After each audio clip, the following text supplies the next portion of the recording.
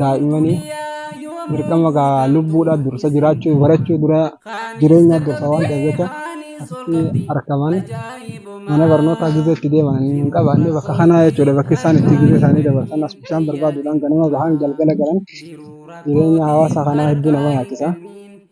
Bulchiinsa dirree dhawaatii fi qaamni dhimmi kun ilaallatu qaamni qaama kanaaf furmaata ta'uu kamiyyuu jiraatee furmaata akka ta'an nu gamanumaanuu isin gaafannaa jechuudha.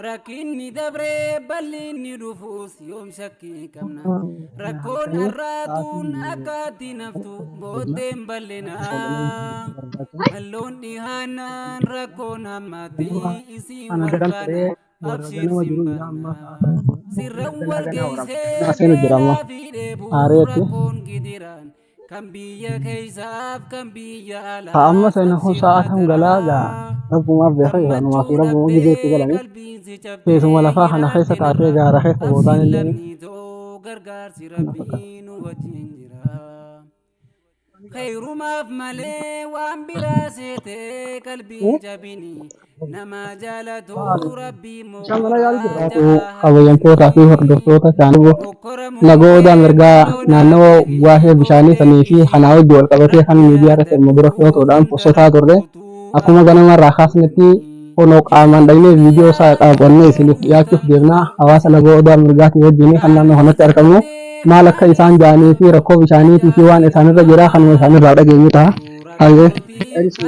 Abraham Muhammad Usman Nanjar. Ibrahim Muhammad Usman jiraata aradda kanaati. Jiraata Lagoda Mirga. Waahee bishaanii kana eela qotu jirtan isinilleen bishaan kana eessa fayyadamuu turtan kana dura fi eessarraa argachuu? Nuti kana dura bishaan deebichaaf zaata akka deemnee bishaan barbaadaa turre harreedhaaf loonii fi namni deebuu bishaaniitiin dhuma jira. Kanaaf mitira 32 amma durallee qonneeti gadhabnee miila duuchame mangistitti abee jenneeti jibbaanne hanga deemnee dadhabnee bira humnatee nyaannisee amma humnatee kan kanaan guutuu qottan ammaan tana maal irra geessan maal harkatanii jirtan? Nuti wanni garree amma biyyee tanuma adda addaa baasu jirra amma mitira 20 ga'u jirra amma 17 kana geenye darbarra jirra amma kanaaf tattaaffiin keenya waa'ee bonaa irraa kanaaf bishaanuma kana bakka jirutti barbaannee qotuudhaaf dirqama keenya jenneeti waan hojii biraa dhiifnee waan dheebuu saaxil baanee jirru tattaaffii jirra jechuudha. Tattaaffii jirtan fayyaadaadha sina fayyina adeemu. Araddaan Lagodaa mirgaa gizee ilaalanii teessuma lafaatiin illee lafa mijatuudha. Akkas ta'uudhaa wajjin bishaan sababa bishaan dhabuutiin gizee takka jechuudha amatarraa warra hoomishatu jechuudha. Anillee as keessatti ilaalee guddadhee waan ta'eef jecha amatatti gizee takka rooba eeganii warra hoomishatudha. Osoo bishaan jiraatee lafti tun lafa masnootaa fi okaawuu lafa magariisa jedhamtee itti yaamamtu keessaa. Sababa bishaan dhabuu kanaan hanqina isaanirra ga'ee kun akkana jedhanii dubbatan. Eegantanii haroorayitiidhaaf haroorayiti asii kaanee zaata akka deemu jirran jeebarreemoo lafa haroorayiti sanitti bishaan isaadhaan coraadha namni halkan sa'a 9tti yaa'eeti irra bulee guyyaa ka irra bulee ganamarraa gala ka irra oolee galgala irraa gala. Ganama amma za'a 12 bishaan barbaaduuf namni deeme tokko za'a meeqa gala? Za'a takkaa fi 2 gala fakka galgala. Guyyaa guutuu ichirra oolee jechuudha. Ichirra oolee. Haadhaan hin qabdu masjiidhaan masti coranii jiraachuu jiran jechuudha. Masjiidhaan coranii jechuudha. Sababaa kanaan sababaa rakkoo bishaanii kanarraa kan ka'e kana qofaa miti wanti kana hedduu aadaa keenya keessa waan baratamee bishaan kan barbaadu hedduu dhalaadhaa fi ijoolleedha. Sababaa kanaan dubartiin achirratti aduu san keessa ooltee achirratti waan silaa mana keessaa godhuu qabdu kan hin goone. Kana qofa osoo hin taane ijoolleen silaa barnoota barachuu qabdu sa'aa silaa mana barnootaatti jiraachuu qabdutti bishaan kana barbaaduudhaan dachii meeqa dabartee lafa meeqa dabartee bishaan kana barbaaduudhaan guyyaa achi ooltee galgala kan isaan galan ganama deemanii gizee silaa mana barnootaa ooluu qabanitti achi oolanii jechuudha. Kanarratti qaamni dhimmi ilaallatu mootummaa bulchiinsa dirree dhawaatii wajjin ta'ee akka furmaata nu godhuu jechuudha kan isaan itti jiran. Kana barbaanne mana kanaafuu kanaa jechuudha wanni isinii godhamu qabu. Kanaan Hayyee galatoomne. Egaa humnateenyaan gara mootummaarraa eeyyannaa deemnee dhabnee as dachaan humnateenyaan tiseen deemi. Egaa tiseen egaa mootummaan waan barbaachisaa ta'een nu bira dhaabbachuu qabateet. Gargaaru qaba. Egaa kabajamtoota dhaggeeffattoota keenya akkuma ja'amaa jiru egaa akka makmaasa Oromoo ja'amu surree jilbaan kutamte abbaatu waraannataa roorroo gadi dhufte abbaatti tattaafataa akka jedhu san ta'anii harka mootummaa eeggachuu qofa osoo hin taane jechuudhaan irra babbaahanii namni asirra garuu kun hundinuu irra wal jaamanii meetira kana dachii tana meetira 25 wahii dachii keessa qotanii ilaa ammaan tana harkachuu hin dandeenye. Kana qofaa miti karaa mootummaatiin deeggarsi isaaniif godhame tokkolleen ta'e hin jirre nuuf himaa jiran. Kanaafuu kanarratti qaamni dhimmi ilaallatu akkuma dubbachaa duratti akka furmaatatti kannuu. Meeshaa akka kotee waan tuubbootii fi waan akka ugaa nuubeellee waan akka motoraatii fi jenereeteraatiin nu bira dhaabbachuu qabanteetu mootummaan. Nutis gama keenyaan hanga danda'ametti honosiniif isaan biraan gahuudhaaf isiniif tattaaffii goona. Hayyee milkii isin hawwina walumaanu. Haaya galatooma isinillee. Karaatii dhabdee haawwan garaa qabuu fi hundatti lagarratti miidhaan irra dhufa. Ganama isaa 12 yoo baane galgala isaa 12 galaa jechuudha. Mootummaa irratti iyyannee daddabnee bishaan kana gaayoo dhuma jiraatan damaam irra taanaa dhumneetuma dhabamnaa inniti ilaan gamitira 50 qonneenee abdannee jirra jechuudha. Fi karaa makiinaatii fi ifaa sanillee nu fiddee tuubboo sanallee nu gargaaruudhaa teessuun qabu.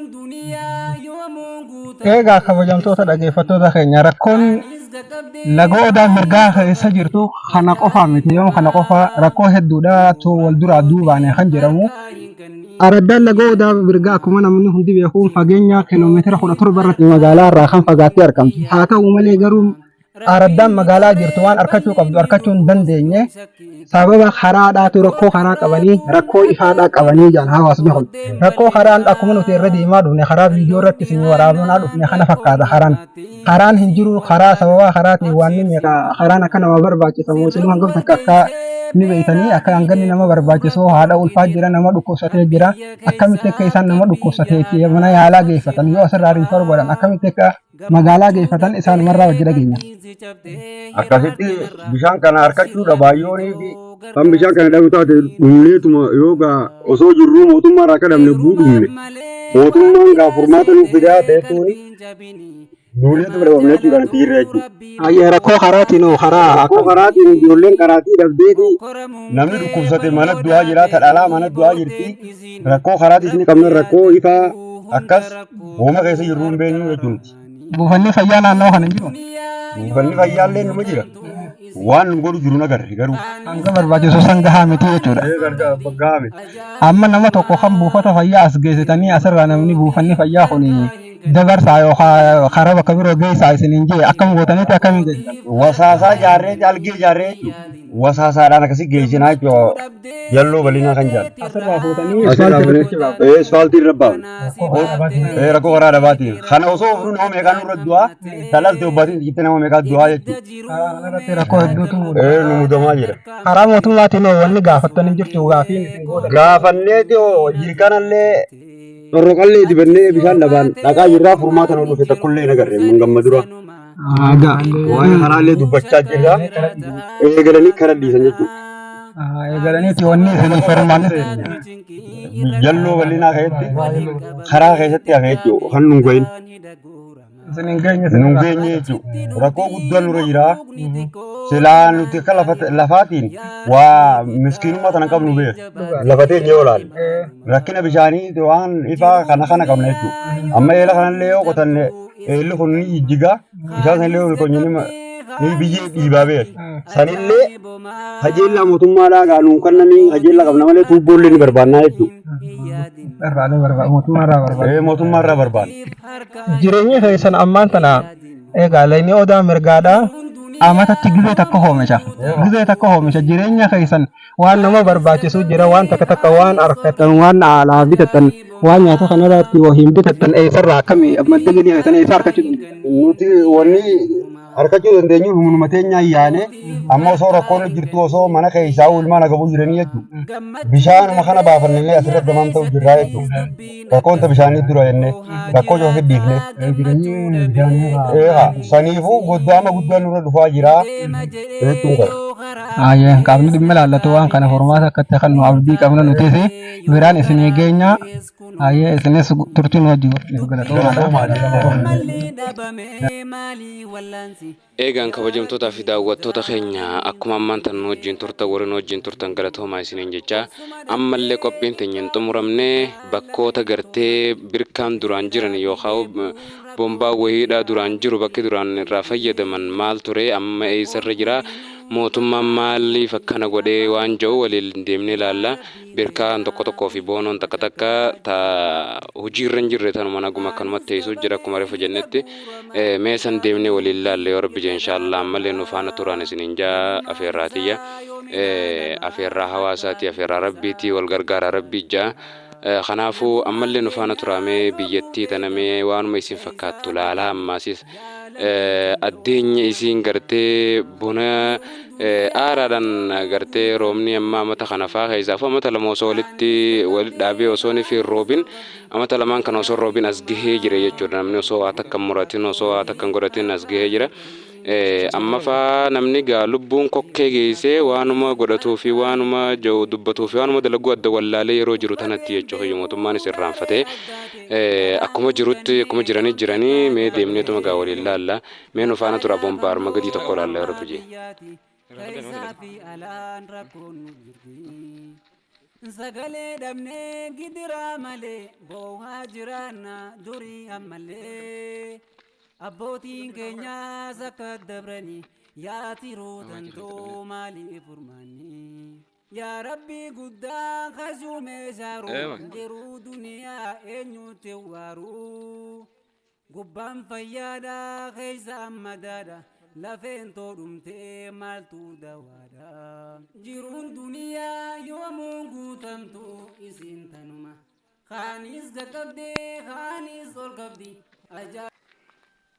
Egaa dhaggeeffattoota fi kabajamtoota keenya akkuma deemnee viidiyoo birootillee isin daawwachaa turre kun oofanis kan fakkaata ganda jahannaan kalee isinii lakkaa'u san keessaa gandi qoree ganda takka ganda qoree kana keessatti bishaan isaan dhugaatii amma dura irraa fayyadamuu turan kana ture bishaan kun eega dhaabbatee waggaa amata afur dura dhaabbatee takkaa dhufee namni waa kana laale hin jiru sirreessuudhaafis yaaliin godhame tokkollee hin jiru. Sababa hunirraa dhaabbachuutiin ijoollee kaleera isin gatiitiin kan deemanii isaanis isaanii wajjin kan dhuganii jiraachuu jiranii jechuudha. Mee nama liqqitti irraa beekuu irraa as keessuma bira jira irraa wanti lafa. Assalamu alaikum warahmatullahi wabarakatuh. Waan laga kanaa waanuma ajaa'ibaati. Duraanillee amma dura yeroo turre keessatti isuma kana fayyadamaa turan jechuudha. Hanga isin akkana salphii godhanii kana guutanii gaa tokkichuma kana qabanii kana fayyadamaa turani. Tokkichaan kunis akkuma jirutti dura dhaabbate waa takkaallee waan namni gartee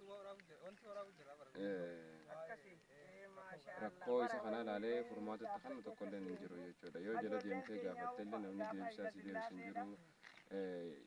Bakka meeqa dhahinnee wal ga'ee meeqa irrattis gaafannee ilaa magaalaallee jala deemnee dadhabnee dhiifne jechuudha. Namnummaan furmaatatti kan hin jiru rakkoo biyya tanaa keessatti yoo rabbummaan gaa dirmateef malee akkuma saayibban keenya kun obboleeyyan keenya kun karaa dheeratti waraabaa dhufanitti waa hedduudha takka waraabaa dhufanii akkuma saniin kan rakkoon asiitti daranuma jechuudha. Rakkoon asiidha akka isaa waraaban sanii ol ta'a malee sanii gadi hin ta'u jechuudha. Hawaasni keenya rakkoo isaanitti jirtu isaan irra kutteeti qaama taatee fi akkumatti himatanuun beekan jechuudha.